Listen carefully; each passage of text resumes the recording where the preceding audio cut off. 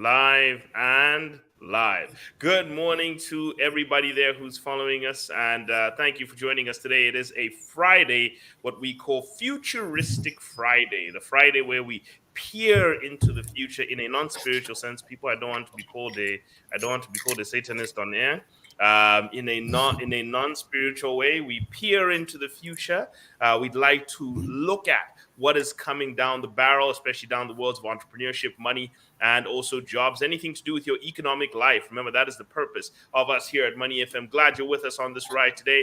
And please give us your name, give us where you're joining us from, and tell your mother, tell your brother, tell everyone, tag your friends, tell them to come and join the conversation today, because now we're going to break it down today. Where today I'm going to break down something for you, Vernon. I'm going to talk about problems and solutions. How to actually come up with a solution to a problem, how to pick your first customers. Okay, we're actually going to talk about this because startup world is extremely important. And also, should you need to raise money from friends and family, how to do that. I've got 7 rules, Vernon, on what you should be doing when you're doing friends and family capital raising rounds for a startup. That's actually quite important information. So if you want to get those tidbits, let's get down to it. Vernon, how are you doing, my brother? We're all right. We're good for a Friday. I don't know how you're doing today.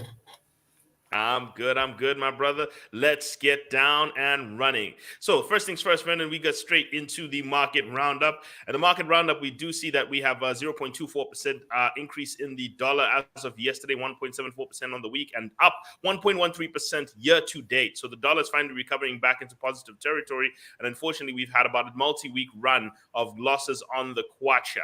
So we're seeing a bull run happening to the dollar, and the MACD is also showing it as well. So all the technical indicators are showing it, and also fundamentally, we're seeing the reasons why the dollar is getting stronger and stronger.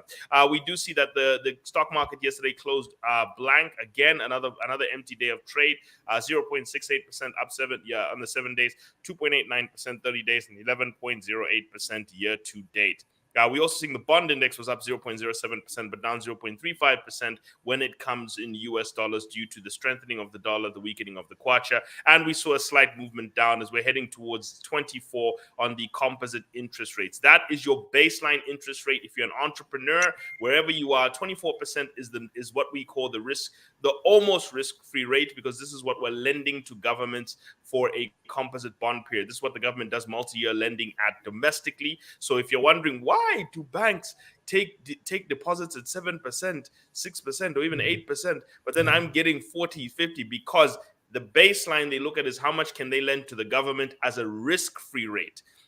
So this composite yield here determines your interest rate. That's why that policy rate that we get, which we're going to be talking about next week coming up from the Bank of Zambia, that policy rate that we get is really not worth much. It's really this. This is the most important rate that we actually have to pay attention to. Pay attention to, people, with your time. Yeah. Now, next thing we're looking at here is that the rand got weaker yesterday by 2.94%.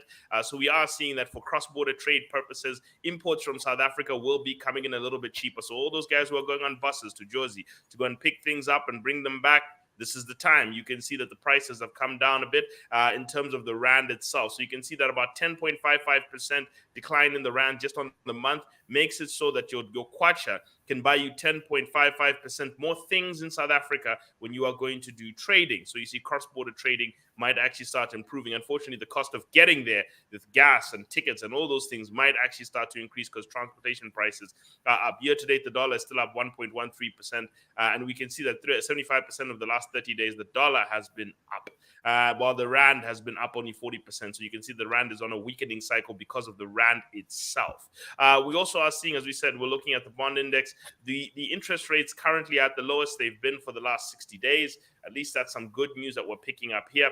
While about 0.34%, 10,1034.58 is where we're sitting on the bond index, up 10.08%. We can see that bonds are trading above 10% on the secondary market. This is good news.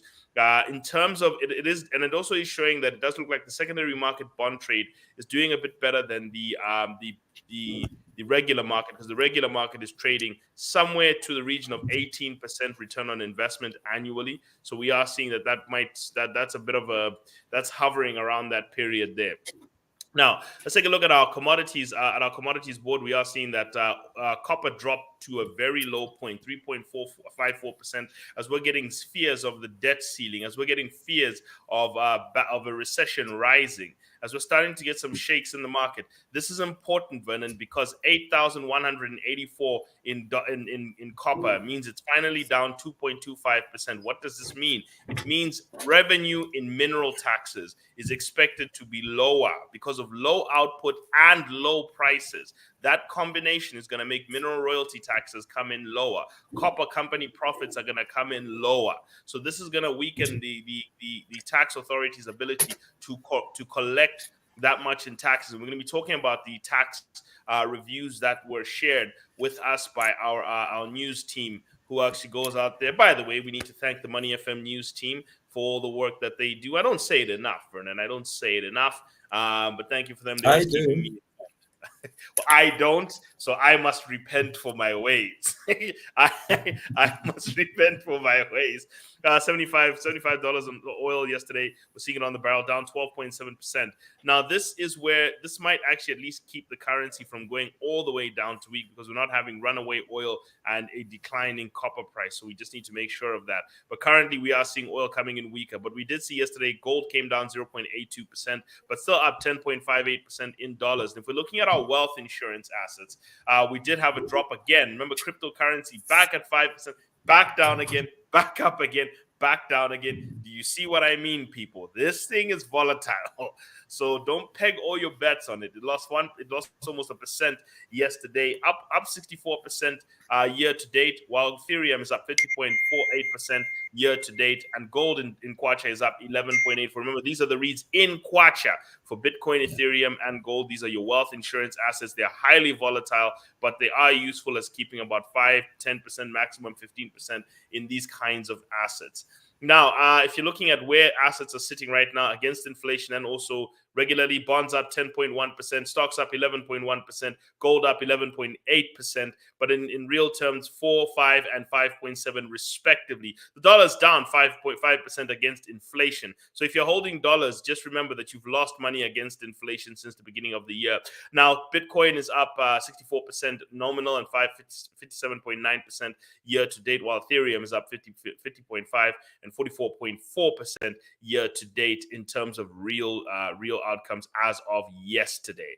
Now, finally, we're also looking at, this is our read for oil so far. We are 11 days into the month. What are we seeing in terms of the oil market? A potential 82 Ngwe drop 2.96%. Hopefully the Energy Regulation Board won't be hardcore like they were last time. But right now we're seeing that Brent prices are down 9.97%, while the Kwacha on average is down 2.28% year to date. 2.28% as of yesterday. And good morning to everyone. As we're about to slip into our four horsemen read, just want to quickly shout out a good morning to the people who have joined us here today, and a good morning to Wana Charlene. We've got a good morning here to Webby Kajiko, who's saying good morning, Munyumba and Vernon, watching you from Lusaka. And we've got Eugene Iswaniso, who's saying that good morning. I am an addict. As an addict, I'm habitually here. Yes, we do see you, my brother.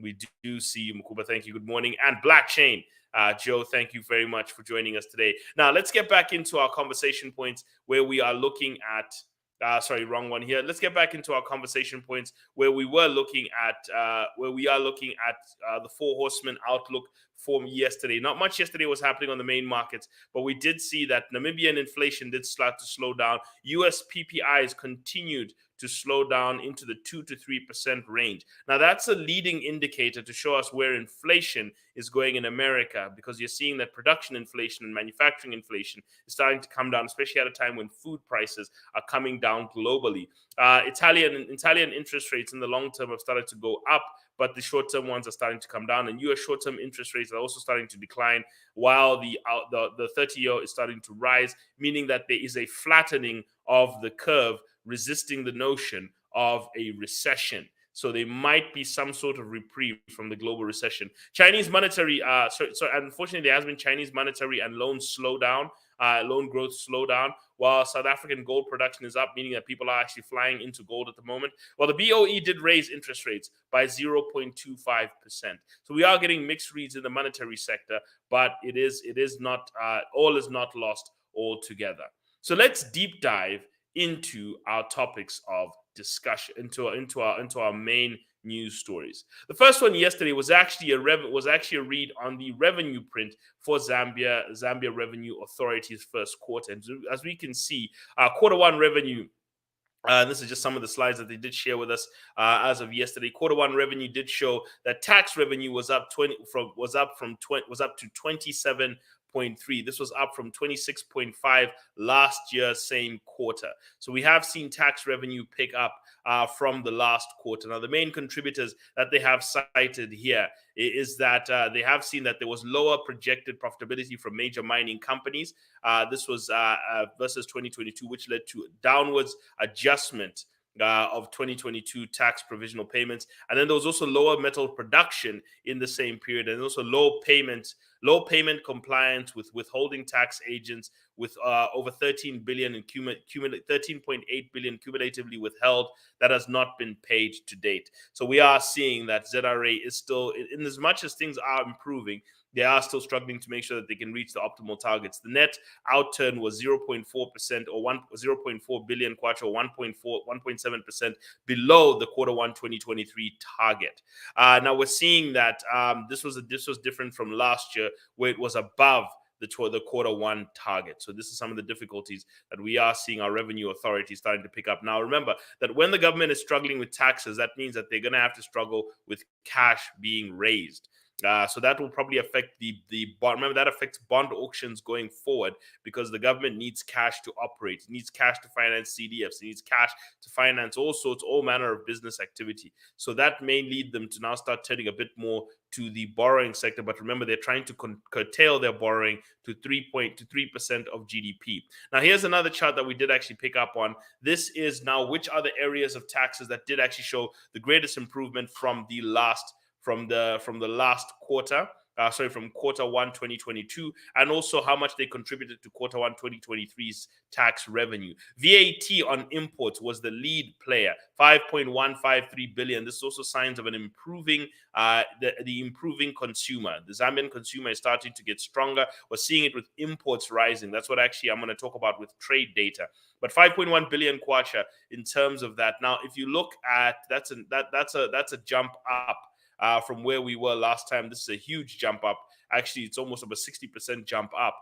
But we're actually seeing, unfortunately, that pay as you earn has actually slid downwards from where we were. Now, the other one that has picked up is quite interesting, is VAT on domestic goods. So the lead ones have been VAT on imports and VAT on domestic goods. Consumer taxes have been the main driver of growth, as you can see. Now, the disappointing ones have been mineral royalties, which have actually come down to just almost half, just slightly above half of what they were in quarter one 2022, while company mining taxes were really, really bad. Now, this has come down to just about a quarter of where it was. So we've seen a real slump down in mineral royalty tax and company mining taxes, which has actually led to a huge decline. So the Zambian consumer is the one driving the pockets of the government, while the mining companies are starting to slide downwards in terms of that. Customs duty on import tariffs, that was slightly up, while non-mining company tax also picked up slightly. So domestic cash raising outside of the mining sector is exactly where a lot of the activity is starting to pick up. And that's what we're seeing from our tax read.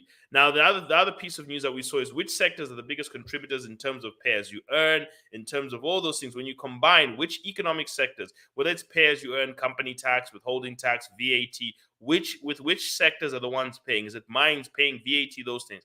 Mining and quarrying is still leading in Zambia. It has collected 8.7 in terms of when you add up all those things. 8.7 billion kwacha out of the 27 billion. It was contributing 31%, but it has dropped from the 41% contribution it was making from the previous period, down 21%. Wholesale and retail is up 64%. As you can see, it's mainly driving VAT, 64% bump up in wholesale and retail trade activity. It's moved from 11.9% to 18.9% of a contributor to the economy. Manufacturing is up 40% in terms of the tax contributor, 2.7 billion kwacha, as opposed to 1.9 billion kwacha, versus the 7% it was. Now it's 10%. Public administration and defense is down 1.7%, while finance and insurance companies are also down 20%. Though we're probably going to see a bit better from the banking data, as we've seen that banking profits are up 50% from where they were last year in this first quarter. We'll be doing banking financials next week on Monday. We'll be going through the banking financials so that you can understand. But something was actually quite interesting between ZRA.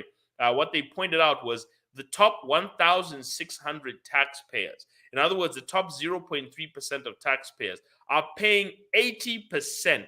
Listen to me very carefully. 80% of the tax bill of this country is coming from 0.3% of registered taxpayers. Wow, that's huge. And that's basically VAT being paid by mining companies and all these. It's a huge amount that we are starting to see on this read. Now, getting back, before we get in, we have one more question that has come in from Musanje Bukoa, who has said, "Hi, if government takes to borrowing through bonds, what does that mean for the person for a person's coupon rates? Will they increase or decrease? Coupons do not increase or decrease; they are fixed. In terms of what changes is the discount rate. So in other words, your effective coupon rate, yes. So if government does end up having to borrow more, which we're not sure they will, they're also opting to just control their spending when they don't have money, but it'll pressure them to do it. So it doesn't mean this is going to happen. Listen carefully. Okay, I know people like to get excited. It does not mean instantly interest rates move. Things don't move instantly in markets. They shift gradually. So there is pressure now for the government to have to look to domestic debt if they want to start. So they may be pushed into accepting slightly higher interest rates. But we don't see this happening anytime soon because the government is trying to work out its foreign debt situation. So that was the news as of yesterday. The other news yesterday was President Hichilema speaking at the African debate, so the Africa Forum debate, and he gave some simple points. Yesterday he talked about, and I'm going to give you about 5 points he talked about. The first one he talked about was finance and risk, and he said the cost of capital in Africa is way too high. And he was also talking about the fact that, look, even our rating structure, it needs work. It needs work from the local governments, from the governments to be able to do better in their reporting. But he was also making a call out to the international community. He said, how are you rating Africa? How are you making decisions to invest in Africa? Now, one of the things I've seen is that there are a lot of quantitative driven models when it comes to Africa that may not apply correctly. And simply because people haven't come onto the ground to see what actual trends are the things that actually drive African economic growth. And the reason I'm saying this is because that's what the Chinese have done. The Chinese have come into Africa, gone onto the ground and seen the economic activity and then started to fit themselves in. That is how they have made such a positive turn in Africa. Technology, he also talked about technology and digital platforms when it comes to cross-border trade. And he says, why are things having to get stopped and scanned multiple times? We need to harmonize our trade policies, and also we need to make sure that we're using coherent digital platforms to be able to trade with one another to make trade more fluid, especially between Africa. Because one of the things that everybody should be trying to encourage is for Africa to trade with each other. He talked about value addition in Africa, that this is something that is required, it is needed, that for Africa to truly participate in the global economy, we need to have investments that lean towards value addition, not just commodity extraction. So that was his call that he was dealing with from there. And he also talked about democracy and global collaboration. And he was making an appeal, and this I think has to do with our debt. He was making an appeal to the foreign investor community to say, look, if you want democracy to stand in Africa, if you want freedoms to continuously stand, you've got to reward the democratic nations. And he's saying, if you want us to avoid having to go to thuggery regimes, then we need to make sure that you are working with us who are democratic. And what he's trying to make an appeal to is that, look, I'm here trying to hold democracy. If you don't help me out with this debt situation, you will make this nation go back to to pseudo authoritarianism. That's what he's trying to say, saying if you want to avoid that, then make sure you don't punish the people who are doing the right thing. Because unfortunately, that is what is happening with all these delays in the debt talks and everything. It appears we're being punished for doing the right things, of holding our economy, making sure that we're not engaging in too many subsidies. All these things are coming down, are requests that were made of this country, or at least a plan that was put forward to try and fiscally stabilize this country. But as a result, the world is now dragging its feet on trying to help Zambia come out with a debt resolution. Though, yes, we're getting promises from President Macron, that's good. But the reality is that they're dragging their feet and they're punishing the democratic. And what they're going to do is they're going to end up undoing the steps to democracy that they're saying that the previous election. That was the appeal he was trying to make. He was trying to reframe the pitch to say, look, people, if you want democracy to stand in countries like Zambia, you're going to have to make sure you finance it as well. You've got to make sure that wherever there's debt, you forgive it, because that helps. It supports, it makes it popular. But if you punish it, people will swing to authoritarianism. Now, other things he talked about that was quite interesting. He talked again about value addition and environmentalism, that we shall be looking to make sure that we take an approach. And he talked about investment in skills and education and the importance in it. He said not everyone should be rushing to minerals, but we should also be making sure that African youth are skilled and equipped and they're trained and they're given opportunities to be able to show those skills. And he talked about the importance of education. And he said, off cuff, he did say that, look, if it wasn't for my education, I'd probably be somewhere in the village with eight wives. Because he was trying to say, look, people, my education is part of what has groomed me to become the successful person that I've been, to become the president of the nation. And he says that if you want to try and improve nations, you must invest in education, you must invest in skills development. And that is actually quite important for the future of Zambia. Skilling and reskilling, making sure we've got up-to-date skills, making sure our people are educated correctly, making the fundamental investments in math, science, and technology, where Zambians can actually pass in math and science, not those 29% that we were putridly picking up, where we're averaging 27 and 29% for math and science in this country, and then wondering why things are not going well. And I know people like saying, don't judge people by those grades. Trust me, in a global industrial system, finance and industry requires good mathematics skills. Why do you think all the people in this country who run banks, all the people who run firms in terms of investment firms, why do you think they were all engineers at one point? Because that is a transferable skill. Engineers are process-driven people. They actually like to see things in procedure. They're very mathematical with their mind. So if you look at it very carefully, it is that engineer's mindset that actually runs some of the best brokerage firms in the country, that run some of the best banks. If you go and look at the CVs of these people who are bank CEOs, brokerage firm CEOs, who are international people, even people like Dr. Dambisa Moyo, who was at first a chemical engineer. Okay, so that mathematics is so important in excelling people. Okay, so this is one thing you need to understand. Even Michael Bloomberg was an electrical engineer. Engineering actually has a very strong mindset. In fact, just on the side, if I was to take you through even client books and show you, you'd actually find that some of the top people who build wealth through saving and investing and methodically keeping things going in markets are engineers. Engineers are very good at following systems, and that doesn't mean they're the only ones who can invest. Process-driven people like accountants. I can tell you that my top clients are engineers, accountants, and teachers. Ironically, this is in line with Dave Ramsey's survey that he did of thousands of millionaires, is that the people who save and invest a lot actually fall into those three categories a lot. And it's because those are process-driven people. So when I give them a savings and investment process, or they have just been following a budget process, when given a process, they have a tendency by the state of their mind to execute it. And even the computer scientists, I need to add them into there, but they're subsects of engineers. So this is just things I wanted to point out to you as a group of people, that education does actually play a very important role, and hopefully we can start to invest in the better education of our people. Part of the other news that we're also picking up from yesterday is also trade. We did see that last month, we did read into last month's trade. Zambia faced its first deficit of this nature, $135 million net trade deficit. This one wiped out last month's gains. literally sitting on 32.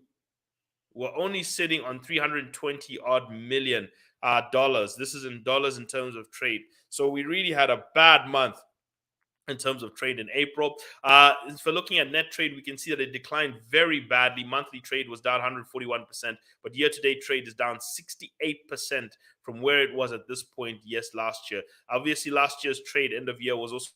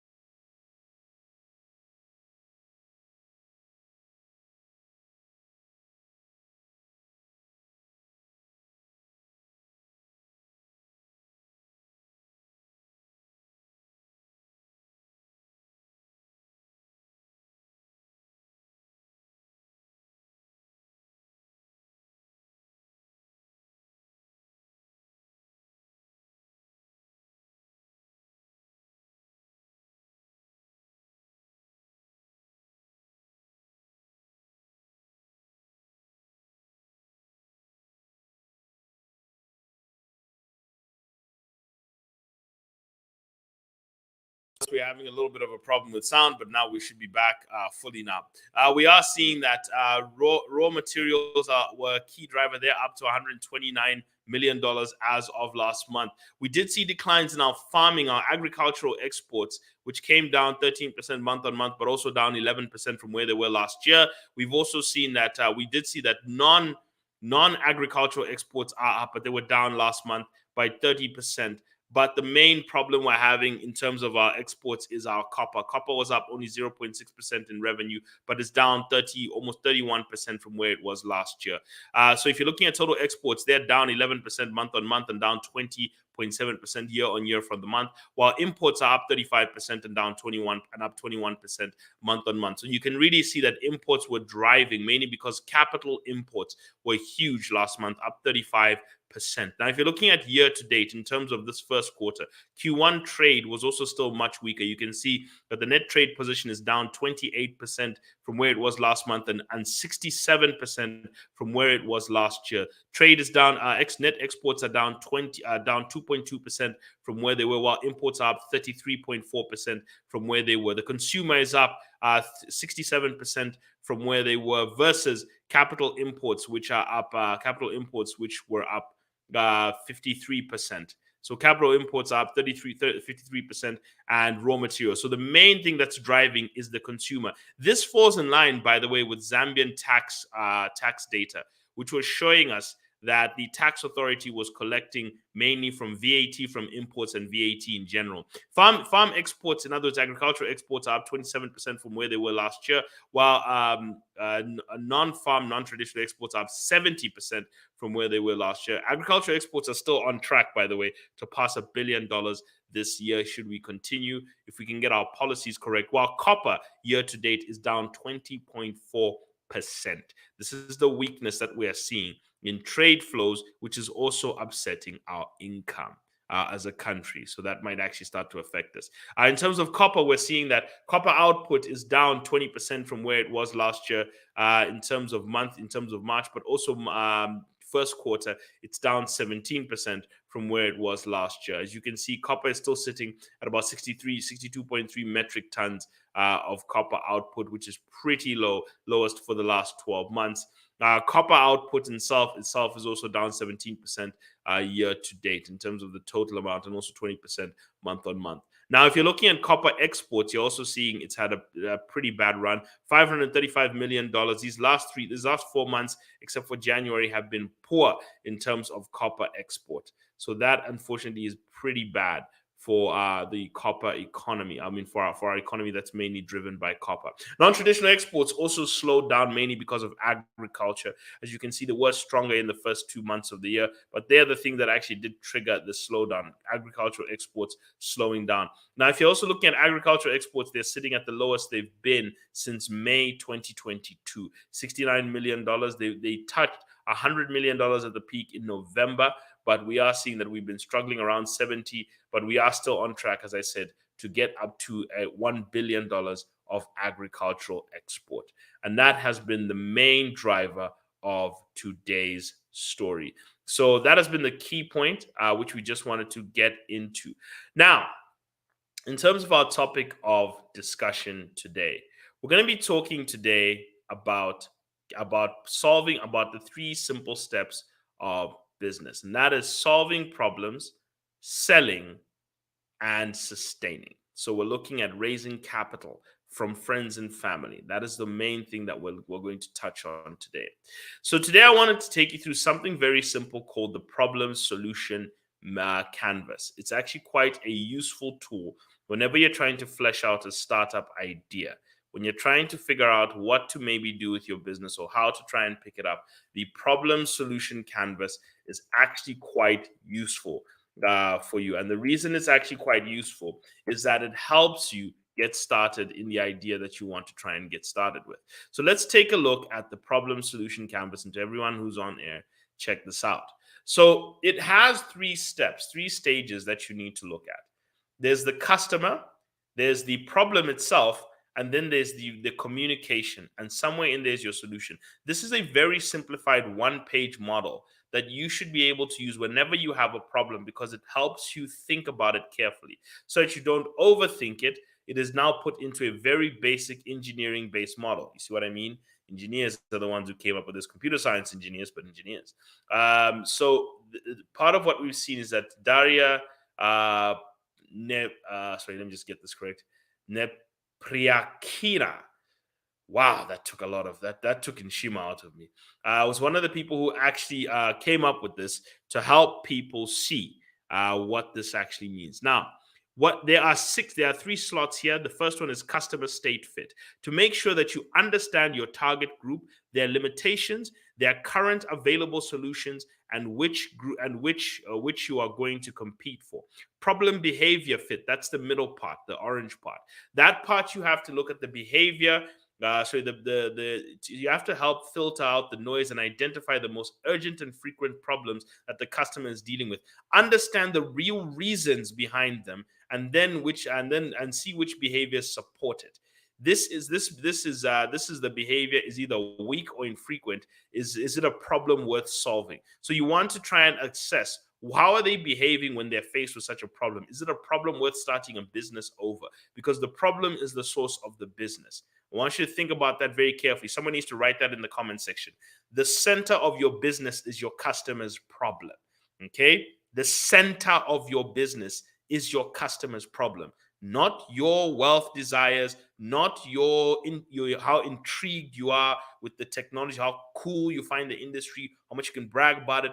It's the center of your problem. The center of your business is your customer's problem. I want to see it written down in the comment section so I know that somebody's been listening. Now, so the other part, the final part there at the bottom, is called communication channel fit. It helps you sharpen your communication with strong triggers, emotional messaging, and reaching the customer via the right channels. So you want to trigger them and you want emotional messaging. The reason is people act on emotions. And then you want to solve this problem using the data that you've gathered. So this model helps. So let's start with, who is the customer? Okay, so I want to really start with this conversation, and thank you very much, John, for writing that down. At least we got evidence that somebody is paying attention. So let's take a look at who is your customer and writing this down. So now there's some questions I want you to write down. One, who is your customer? Okay. Two, what limits your customer from acting when they're facing this problem? Do they lack spending power? Do they have network connection problems? Do they have available technology? Can they not reach the solution? Are they out of range? So this area helps you understand the limitations of the group that you are dealing with. Okay. The second part is what solutions are currently available to them, whether it's solutions that either cure the problem, solutions that prevent the problem, is it solutions that are self-made? What are they? And the question is, what have your customers tried and tested in the past? Right? And what are the pros and cons of existing solutions? This is important.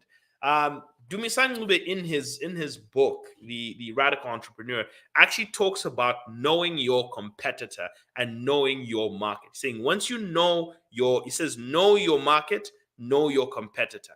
If you know the game and you know the competitor, you actually tend to this. And he talked about his PVC card printing business and how he built it up.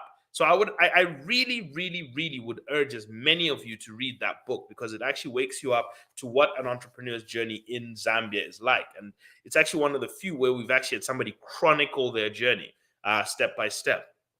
Now, he actually tells you what he went through at the beginning and how he understood the dynamics of card printing. And he also understood who the competitors were, what machines they were. He talked about knowing what problems they were facing in delivering their solutions, and also knowing what problems the consumers were facing because of the deficiencies of the PVC card printing providers at the moment. Now, understanding that from the perspective of the consumer, not you as the producer, now flip that from what he's talking about and understand it from the perspective of the person who's meant to be buying the product. Okay, that is how you get through the first stage of the problem solution matrix. So, first things in those first three boxes, it's customer, who is it? Then customer state, what are their limitations? What are the solutions they have? What have they tried? And what are the pros and cons of that? That's what goes into that third box. Now, if you go into the three middle boxes, okay, let me just get back here. The three middle boxes that we were looking at here.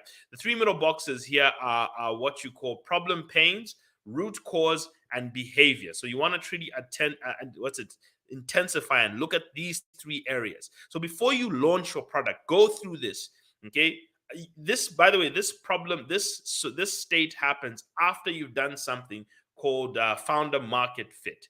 Are you a fit for the industry you are in? Now you want to solve the problem. Once you come up with a solution, you build a team around that solution. Then you build a product and do product market fit. Then you build a business model around that product. And then you build a brand on top of that business. Okay? So you find the right market, you find the problem and solve it, you build the team, you build a product, you build a business, and you build a brand in that order. Okay? So I'm going to say that again, and I want someone to write it down. Find your market, find a problem, solve it. Number two. Number three, build a team to deliver that solution. Number four, build a product and make sure it fits with the market. Number five, build a business model for that product and then build a brand for that business. Those are the steps you go through. Okay. Everybody goes through these stages, and this is a common process that people go through. It's as common as a child going through puberty. Okay, it literally goes through. It's literally stages like that. And if you want to try and get it from that, and you'll notice that most people who build these businesses, they do these things instinctively. Okay, they actually do these things instinctively. So find your market, find a problem, solve it. Three, build a team to deliver that solution, to execute. Four, build a product and make it fit with the market, product market fit. Five, build a business model. Six, build the so we're going to be going through all these stages as we go along, and I'm going to take you through founder market fit, but today I'm taking you through problem solution. So now, in terms of asking the questions about the problem of your customer, the problem pain mix, problem behavior fit, here are the questions you want to ask. Now, this helps you filter out the noise and identify the most urgent and frequent problems, that understand the real reasons behind them and the behaviors that support them. For example, is the behavior weak and infrequent? Is it not intensive? Is this actually a problem they're willing to pay for? Remember, somebody has to pay for this. Okay, just because you come up with a problem, you're not entitled to cash. Okay, you are afforded an opportunity to make a sale. You're not entitled to someone's money. You are just afforded an opportunity to make a sale. So now let's take a look at what this means. What problem do you solve for your customer? Now, there could be more than one. Okay, what's the actual pain they're going through? Is it something that is disrupting their normal activity, or is it something they're lacking they wish they could have?